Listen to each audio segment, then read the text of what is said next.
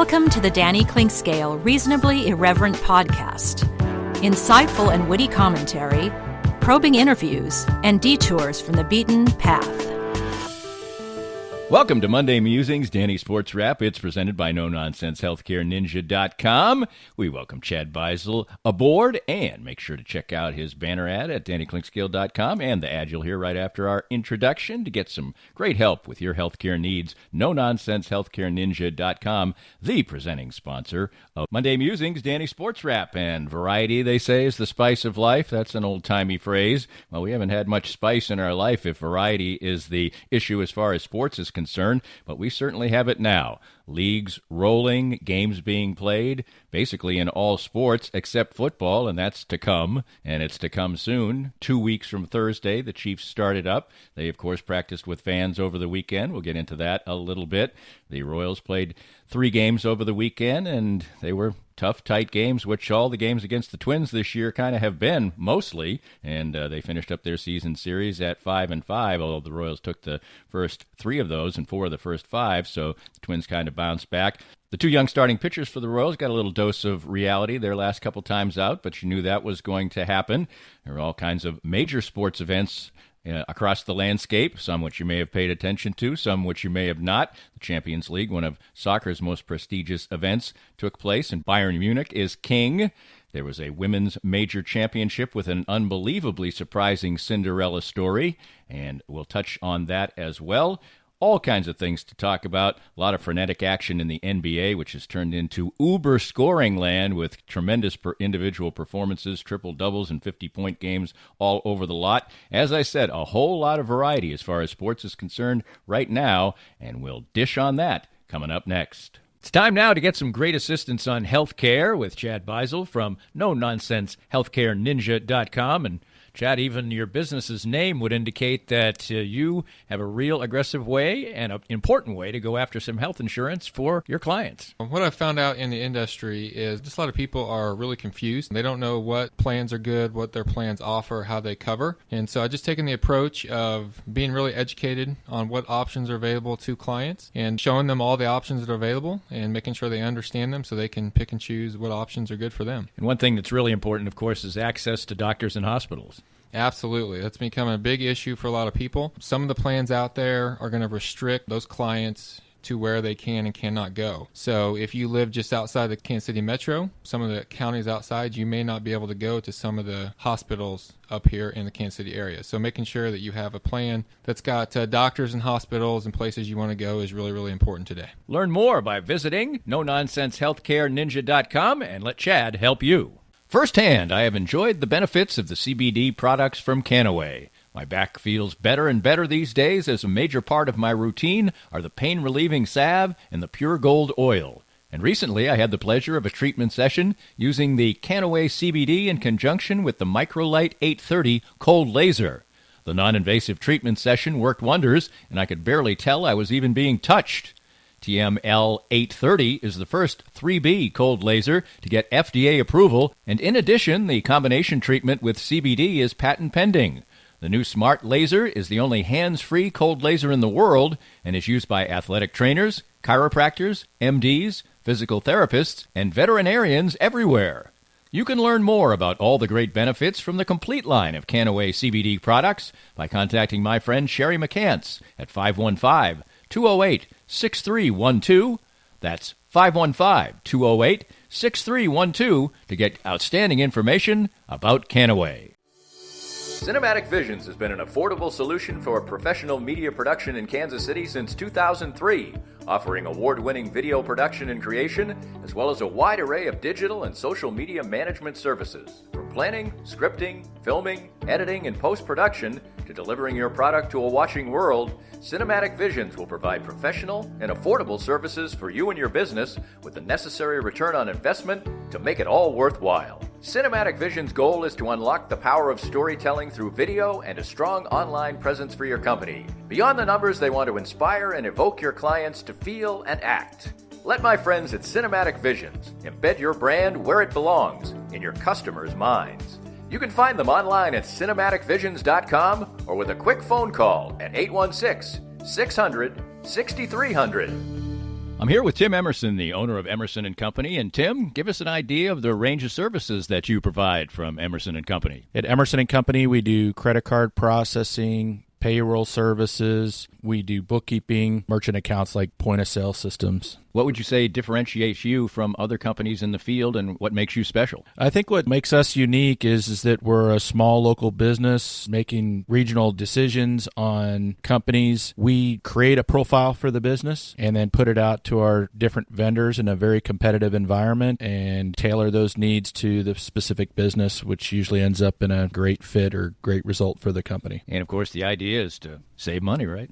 Save money, and actually sometimes I'm surprised where actually a solution that may cost a little bit more ultimately does save money, but we're not conditioned to think like that sometimes.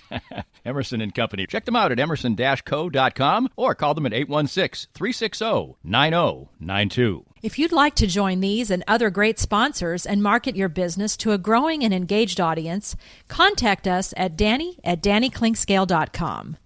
Look forward to hearing from you. Welcome back to Monday Musings, Danny Sports Wrap, brought to you by Nononsensehealthcareninja.com. You talk about a story that kind of vaporized. On Sunday, there was all kind of frenetic action as far as reportage is concerned of 77 positive tests in the National Football League, and just as fast as that happened, with a potential breakout of double digits in a couple of teams, the NFL announced that one of the labs had gotten it all wrong and that the 77 tests all came back as false positives. And I said it last week, and I'll say it again, the remarkably low positive test totals in the NFL seem a little unusual to me. I mean, it's so low so far with young men who are not participating in a bubble, who are playing a contact sport. I'm not saying I smell a rat, but I'm sort of saying I smell a rat, and I hope I'm absolutely positively wrong, but I'm not going to say that it doesn't scream across my consciousness when we do get a flurry of positive tests, and then all of a sudden the league turns right around and says that they really weren't positive tests. But you can hardly find hide nor hair of the story today. As I was watching Get Up, ESPN's show, it seems to have just gone away. So, indeed, let's crank up with football talk, both kinds. Well, the kind that was displayed on Saturday at Arrowhead was the first time that fans actually get out to watch a practice for the Kansas City Chiefs. There's all kinds of weird restrictions that are being placed on the media as far as these. This was considered a closed practice, even though there were fans in the stands. So legally, by NFL standards, it was a closed practice, which means that the media can't talk about who was running with the first team and the second team. I guess you just have to agree to these things or they're not going to let you in. But the fans were there, a couple thousand of them. By most accounts, it went reasonably well. I saw a video with some of the ways that the protocols were done. Most reports indicated that mask wearing was indifferent, not bad, not great. But the fans did get to sit out in the sunshine and watch the players go after it and watch Harrison Butker try to kick 60-yard field goals. And anytime Patrick Mahomes is on a football field, fans are happy. And next time around, they're going to do another event for season ticket holders, and this time they're going to make it 5,000. Of course, when the season begins, it will be 17,000 in the stands, as it stands now, if we proceed ahead. And, around the league, you're just seeing completely different things. Many teams have already announced that there will be no fans, at least at the outset. The Chiefs are giving it a try. It doesn't seem like a particularly outstanding idea in my estimation. I don't think it's going to be very easy to be able to police what is going on with the fans. Talked about it in different settings, including with Seren Petro on Friday on WHB. The fact that if you're allowed to have your mask off when you're eating or drinking, they'll either encourage fans to be drinking the whole time and eating, or they will just have the beer at hand, and if anybody comes by, they can just raise it up to their lips and say, well, I'm drinking, I don't have to wear my mask. And I would think that there's going to be a lot of people who don't have a mask on the entire game. If they stay in their pods, I guess it is not entirely a disaster, but I don't think the pod regulations are probably going to be followed very closely, as you're supposed to be basically in a pod with people who are in your own sort of family unit, people that you live with on a regular basis and are around on a regular basis. I think some of those pods will be made up of a group of friends who live in different places and everything else. How in any way are you going to be able to police that type of thing. They're just counting on people to be honest and to do the right thing, and doing the right thing, at least as far as the restrictions that have been put in place by the government agencies and things like that. Now, some people don't think of those as the right thing, but we haven't seen those followed in a tremendous fashion so far. So it'll be interesting to see. It'll be interesting to see if we have breakouts. It'll be interesting to see if these stadiums will be considered clusters, and that will probably well determine whether some other teams will decide to open up, or whether teams like the Chiefs who open up have to back off and restrict the situation to no fans as well. What we've seen so far is that the sports where they have had extreme protocols in place, or in foreign nations where they have been able to really get the numbers way, way down, have been the places where there's been great success. And in baseball, they've had far more challenges, although those seem to be lessening a little bit as time goes on. But the real recurring theme as far as the Chiefs seem to be concerned for me is that there is a sense of normalcy around the Kansas City Chiefs. There is more talk about football than anything else. Actually, this first practice with fans was one of the first times in, a couple of weeks that really the talk about the Chiefs was not about who the backup quarterback was going to be or what any position battles, although there are few, there are indeed in place. And only when these things pop up, like the next event for the season ticket holders, do we hear things talked about outside of football. The practice chatter is very similar to what it is in other years, and of course that's very exciting for football fans because the Kansas City Chiefs are the defending champions of football for the first time in a half a century. So that is a very, very cool thing for the fans, and they got a couple thousand of them anyway, got a little taste of normalcy by being inside the stadium and watching guys run around and sort of play football at Arrowhead Stadium.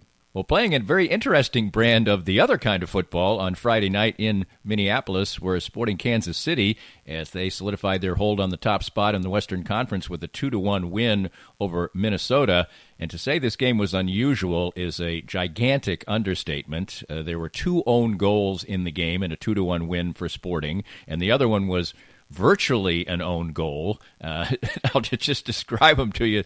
The first goal was scored by Jalen Lindsey, although he was trying to pass to Roger Espinoza. At first, it looked like Espinoza had either chested it or barely touched it with his toe and would get credit for the goal. But in the end, what turned out to be the case was that the cross went in and the keeper was caught in no man's land, and he just watched as the ball sailed into the net. And so Sporting got a bit of a gift there, although they were putting pressure. It was a pressurized play with Espinoza making a good run, so it did put the keeper in a difficult position, so Sporting grabs the lead. Well, Lindsey, probably feeling a little bit of good fortune to get a goal there. Well, the good fortune went the other way against him a little bit later on as he was playing left back and probably didn't close out a player as well as he should. He was several yards away. Ethan Finley, was delivered a shot. It went off of Lindsey and allowed Tim Melia no chance whatsoever, and it was a goal that evened things up as well. And then later on, another own goal, this one in the favor of Sporting Kansas City, as Johnny Russell, on a good attack by Sporting Kansas City, was able to deliver a cross. He was about 5 yards from the touchline, the end line, and the defender for Minnesota just basically scored the goal. It was a clean winner, right? It was a sitter right out front, and he put it right in the middle of the net for an own goal. That proved to be the difference. Tim Melia made some good saves, and there were some interesting lineup shifts, some due to family situations, as Ilie was not available, so Gianluca Busio, who has really never played the role, played a deep-lying 6 and provided playmaking. And as we're going to hear, I can talk about a game and analyze a soccer game a little bit, but there's no better person to go to than Peter Vermees to get your real recap of this game. And Peter Vermees is usually, in fact, he's almost always right on point, hard-hitting, honest, but he does lapse into a little bit of hyperbole here in the middle. We'll talk about that after you hear his comments about the 2-1 Sporting victory, and he liked the way things went. Very good start. Good first goal.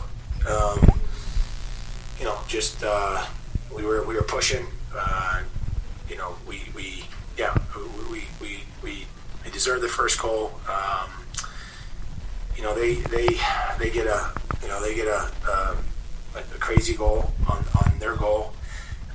But I thought defensively, I thought we were good. We didn't lose ourselves in the game from the beginning to the end. I would say that, the lineup was produced a lot of what we trained over the last couple weeks. And the individuals actually did a really good job. The guys who came in actually had to fulfill a role because we went to a 5-3-2 at the end of the game, just based off the personnel and what we knew that they would probably do late in the game. And I thought we handled it really well. And I think that we took, probably their biggest asset away from them is what they do is they serve the ball in the box really well, and they get good runners into the box, and it puts teams under pressure. So we managed that. And I would only say, I think you said something about maybe not clean goals, but I'd say the second goal, when you go at a team and you put them under pressure, you create mistakes for them. And Johnny does a great job in getting to where he got to, puts the ball in an excellent, dangerous position, and guys are going to make mistakes, and they did. And so, excellent on our part, and definitely deserving of 3 points. And then you mentioned the lineup a little bit. I think the biggest surprise would be Buzio in the 6. He's a guy who he says he prefers to play a bit more forward. So what's the decision to play him there, and what do you think of his game? Well, there was a guy who was a pretty good player in his day. His name was Pirlo, and he played as a deep-lying playmaker. And I thought actually Boost was excellent today. And so he gave us something a little different in the game. His work ethic, his ability to win balls. He got out of a lot of stuff. He stayed connected to the group without a lot of training in that spot. And he did a really good job adjusting to the position very, very well, and was effective. So I think for any player, opportunities on the field, no matter where you get them, you got to have the right attitude. And Bruce had a great attitude today, and I thought he played really well. He had a good performance. Peter, I'm curious just how different a road game was this time around. This is kind of the third opportunity at a restart for the league. Just how different was it from you all leaving Kansas City to game day, and now you all doing press right after the game? Just how different was it? We're getting back to some, sense of normalcy. Playing at somebody else's stadium as opposed to, Orlando. That was surreal for sure. It still is a little bit not having fans in the stadium. But, coming here, traveling here, then going to the locker room, just having a regular kind of sequence within the way the game, starts and plays and all that stuff. It was good. I thought both teams actually competed pretty well for no fans in the stadium. Seems like the guys are kind of getting used to it a little bit. And, obviously a good run-up in Orlando. But it's going to continue to be very interesting. Obviously, it's not what we want to do, but it's the best thing that we have right now. And, I thought our guys handled it well from an enthusiasm perspective as well, because it can be very difficult to play without fans. I've said that before.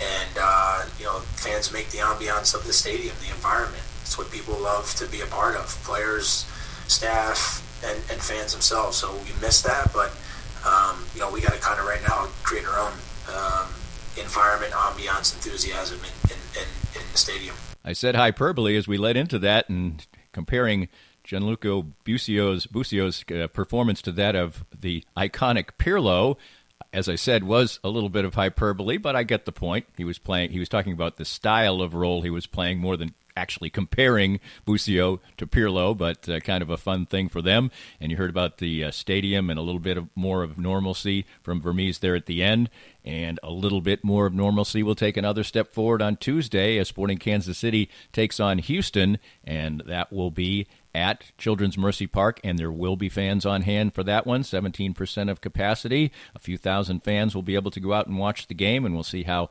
those protocols work, and that works for a different kind of sport, a sport where people gathering in close quarters and singing and doing things like that are often in effect. Maybe not quite as hard drinking a crowd as a American football game, but it'll be yet another step forward as some teams in MLS are trying to have fans. Obviously, Minnesota decided not to do that on Friday night. It's not a league-wide imprimatur, and they're going by the local markets. And the local market here, Wyandotte County, has said that they can play professional sports with fans. Seems a little counterintuitive to me because Wyandotte County or Kansas City, Kansas School District has said that there will be no fall sports for the high schoolers, but the professional athletes can play and fans can go watch. So that will be the next step on Tuesday as Sporting Kansas City, first place in the Western Conference, welcomes the Houston Dynamo to town. In another very significant soccer championship was played, the Champions League, no fans in Lisbon, Portugal, as Bayern Munich and Paris Saint-Germain played in the Club Championship Elite European Championship. It used to be called the European Championship. It is the championship of all the club teams in Europe. This time around, no teams in the Final Four from either the Premier League or La Liga, which are generally considered the two top leagues in the world. Bayern Munich won 1-0. It was hardly a stunning game. The stunning thing to report from my standpoint is the fact that I actually live streamed the game. I was interested enough to do that, even though it wasn't on TV. CBS holds the rights, and it was on CBS Sports Network, which I don't have in any capacity. And so I did indeed watch the game. 1-0, Bayern, Kingsley Coman, the only goal of the game. It wasn't that great a game, but it was a great goal. A ticky-tack, which is what ticky-tack football is made famous in La Liga a few years ago. It's sort of a tic-tac-toe passing play, ended up with a header for Coman. That was the only goal of the game. Bayern was the better team on the day. They deserved to win, and they are right up there with some of the top teams in Europe as far as the amount of Champions League titles that they had won. Of course, just like in keeping with many of the things we see, a completely empty stadium, but still players celebrating and having a great time as Bayern Munich wins the Champions League. Part 2 of Monday Musings, Danny Sports Wrap, will be a variety of notes led off by the Royals. There's all kinds of little things, fun things, great stories that are bubbling about in the world of sports, and that comes your way next. More of Danny's Reasonably Irreverent podcast after this.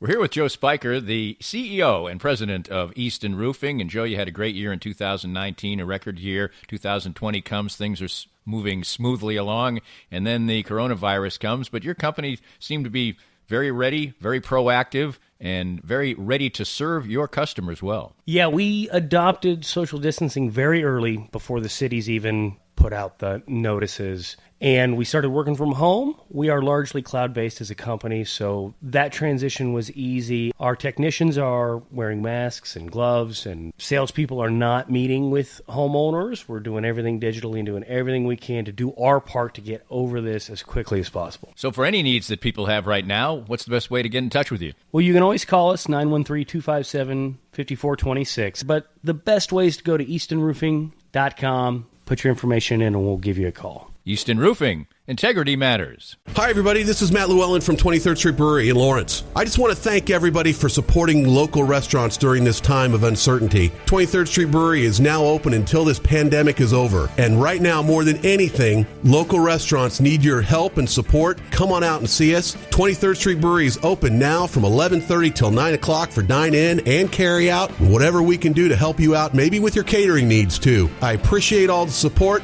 And thank you for continuing to shop local. Let's spend a minute with Dr. Brad Woodle, who, along with his wife, Dr. Christina Woodle, the owners of Advanced Sports and Family Chiropractic and Acupuncture, my home for chiropractic care. And first of all, just tell us about the wide range of services you offer. Danny, we offer comprehensive chiropractic, acupuncture, physiotherapy, and rehab. We do a very thorough examination, x-rays on site as necessary, and we have a full rehabilitation department, so we can help out with exercises, stretches, different therapies for the complex, but also the very simple conditions we treat. You have been deemed essential and have remained open all through this COVID-19 process. What are some of the things you've done to make sure that was the case? From the very beginning, in March, we started to make sure that we were cleaning and sanitizing with EPA-registered sanitizing products. We also implemented masks way before the state required them. We implemented a parking lot waiting room, took out half of the chairs in our waiting room, and made sure to space out visits so we could appropriately meet, discuss, and also screen patients to make sure we were taking care of healthy people. Find out more about Advanced Sports and Family Chiropractic and Acupuncture and how they can help you at asfca.com. Most of us have experienced auto accidents, and it's no fun. And even less fun is trying to work on the insurance aspects afterwards and getting full value after an auto accident. I'm here with David Cowan from WrecExpert.com. And David, you have an unusual and important niche for people after an auto accident. We have a passion to teach car wreck clients what they deserve. Getting your car repaired only fixes the damage and the paint. Getting paid for your car's loss in value is called diminished value. Chances are you've never heard of this before because most people aren't looking out for you. We help people collect thousands to tens of thousands of dollars for their car's loss in value after the wreck. And if somebody wants to come to you for that, what's the original assessment cost them? We offer a free review of any insurance claim to see how we can help. You can't beat that. Great expertise and assistance in getting full value after an auto accident from David Cowan. Visit RecExpert.com and learn more. If you'd like to join these and other great sponsors and market your business to a growing and engaged audience, contact us at Danny@DannyKlinkscale.com. Look forward to hearing from you.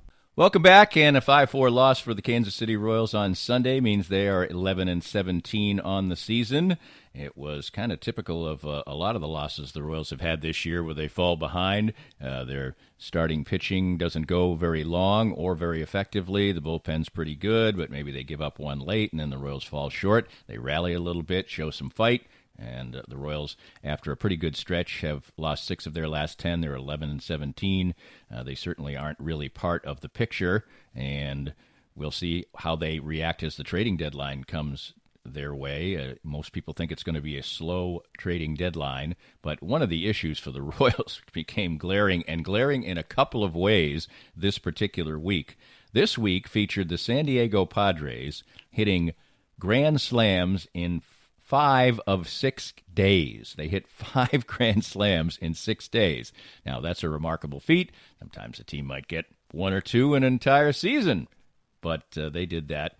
5 slams in 6 days. They're calling the Slam Diego Padres, which I guess is somewhat clever. Well, that is in stark contrast to the fact that the Royals are 2 for 21 with the bases loaded this year. Usually you look at someone's bases loaded stats individually or a league as a whole, and the batting average, the slugging percentage are way, way up from normal. I mean, much higher. Of course, bases loaded, no place to put you, pressure on the pitcher, and people tend to really thrive in those situations. There are a host of players that are looking yesterday. There must be 40 players who haven't made an out this year with the bases loaded. Now it's usually 2 or 3 at-bats, but so the Royals are absolutely against the curve on that, and it happened a couple times again on Sunday. It was a big part of the loss as the Royals fell, and 2 for 21, just remarkable in its ineptitude, really, and it's a big part, production with the bases loaded. Well, Mike Matheny said yesterday it might have flipped 5 games. That sounds a little rich for me, but still, it certainly could have made an impact, a big hit here or there with the bases loaded, and hey, maybe even a grand slam tossed in there like the San Diego Padres do. The offensive story for the Royals certainly is hurt by the fact that Salvador Perez has gone on the DL with his dizziness, and that certainly kills length in the lineup. You take a very productive bat as a catcher and replace it with what most teams have at catcher, which is a field first player like Cam Gallagher. But the usual suspects are doing their work with Merrifield hitting .312, and Perez was doing a good job. Jorge Soler is hitting for power, although he has certainly struggled with consistency a little bit more. And then the bottom of the lineup continues to really struggle. Alex Gordon hit a home run over the weekend, but he has been less than anything you would have hoped for. Nicky Lopez has hit a little bit better in the second spot, but certainly nothing to write home about. So the Royals are kind of lapsing into a situation where the future is all the conversation and not the present. And that, of course, is a shame, and especially is a shame in a landscape where there is so much going on in the world of sports. And what you're looking at for the Royals now is just what the pieces are for the future, what the pieces are that maybe can be in place. And you're looking at the young pitchers, and, of course, in their last couple starts, Brady Singer and Chris Bubic, rather, are in situations where they have struggled a bit. They both have ERAs over 5 now. You could have hoped for sort of a breakout miracle as far as those guys are concerned, but it really hasn't happened. And as I said, the most interesting thing right now for the Royals is if they're going to make some moves that will perhaps pay off in the future, as the Royals still absolutely look like they are a couple years away. The NBA is creating a lot of excitement, and I don't know whether it's the fact that there aren't fans in the stands to create a little more defensive intensity, but certainly the earmark for the NBA has been scoring in the bubble. And all kinds of games that are in the 130s, individual performances across the board, like the one that was getting the most attention yesterday, Luka Doncic, a triple-double featuring 43 points and a game-winning buzzer beater in overtime as the Mavs and the Clippers are tied up at 2 games apiece. We saw a game yesterday where each team had a 50-point scorer in the game. We saw Damian Lillard average almost 50 or around 50 down the stretch of the pre-playoff games, and it is crazy scoring. It's entertaining. The NBA product is a good one as far as the bubble is concerned. It looks better than most other bubbles have. The game itself probably lends itself more to that, but it certainly is high-level entertainment. I think you will see more defensive basketball when there's actually fans in the stands whenever that happens, and we hope, obviously, that maybe in another season. Of course, the NBA season will start right around Christmas time, so we don't know if we'll have that by then, but certainly they're putting out a very entertaining product, and somewhat under the radar. So is the NHL, and the NHL normally at this time of year would get a little bit more attention, but now all the sports are kind of playing. But certainly for hockey fans, it still is playoff hockey, and that's high intensity and really high entertainment value. A lot of things for fans, sports fans who had nothing to do but watch old games and lists and virtual games for a while. They've got a full menu of things to watch these days, including in the world of golf, where a truly remarkable story was carved out at the AIG British Women's Open, where Sophia Popov, a German golfer, 27 years old, was 304th in the world coming in. She had begun the restart of the LPGA season by caddying for her friend. She was on the Symetra Tour, had some success there this year, but had not won. She went out and played something called the Cactus Tour and won 3 times there, so her game was in good shape. She played a Symetra Tour event right before going across the pond and finished second in that, but still 304th in the world, had won just over $100,000 in her entire professional golf career, and in this tournament, she won $650,000 for winning, which is a very high purse for the women's game. Usually winning, you win about $200,000. This was $650,000, more than 5 times what she had ever won, and it didn't look like a fluke either. She was poised and played great golf at Royal Troon.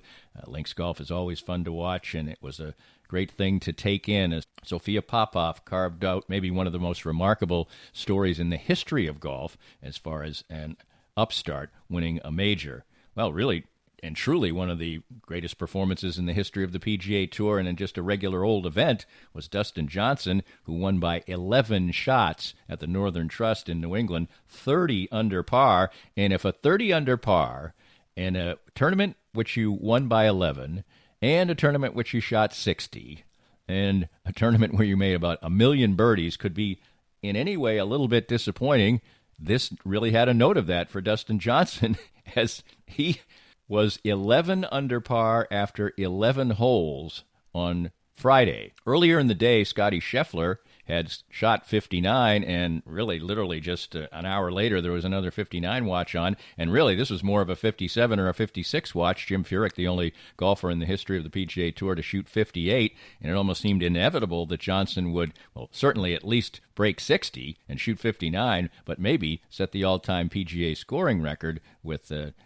57 or a 56. Well, he parred the last 7 holes, didn't get even the 59. Even the 59. Sounds bad, doesn't it? But he clearly was not crushed by it, went out and absolutely waxed the field. 30 under par for Dustin Johnson, and probably the only real remarkable thing about Dustin Johnson in his career, he's back to number one in the world, is that he has won only one major. And hey, a lot of great golfers have won no majors, so it's hardly a total black mark. But with the talent he possesses and the fact that he is one of those golfers that when he's on his game, he can absolutely crush the opposition, and he did that. And of course, that was the first playoff event. The second one will be next week. Everybody, whenever anything comes around to the world of golf, Tiger Woods is the conversation. He did make the cut in this tournament. He didn't play particularly well. He had a good front nine yesterday and shot a good score, but he will be 57th, I believe it is, going into the next round of the playoffs. He has to get to 30 to make it to East Lake, where, of course, he had such a remarkable story a few years ago in the Tour Championship. Basically just about has to win this week in order to get there. Doesn't seem likely, but at least he will be in another playoff event and play consecutive golf tournaments, which he also doesn't do very much. How about that for variety in sports? All around the map on a Monday, on Monday Musings, Danny Sports Wrap, brought to you by Nononsensehealthcareninja.com. Stay tuned to all the things at DannyKlinkscale.com, written, recorded, spoken, Mondays, Wednesdays, Fridays, everything in between, from music to sports to nonsense and everything in between. We always love doing it for you, and we've got variety in sports today, and wasn't that fun? We hope you enjoyed the latest Danny Klinkscale Reasonably Irreverent podcast. Come back soon for something fresh and new. This podcast was made possible by our great sponsors like Nononsensehealthcareninja.com, specializing in expert healthcare guidance and assistance for you.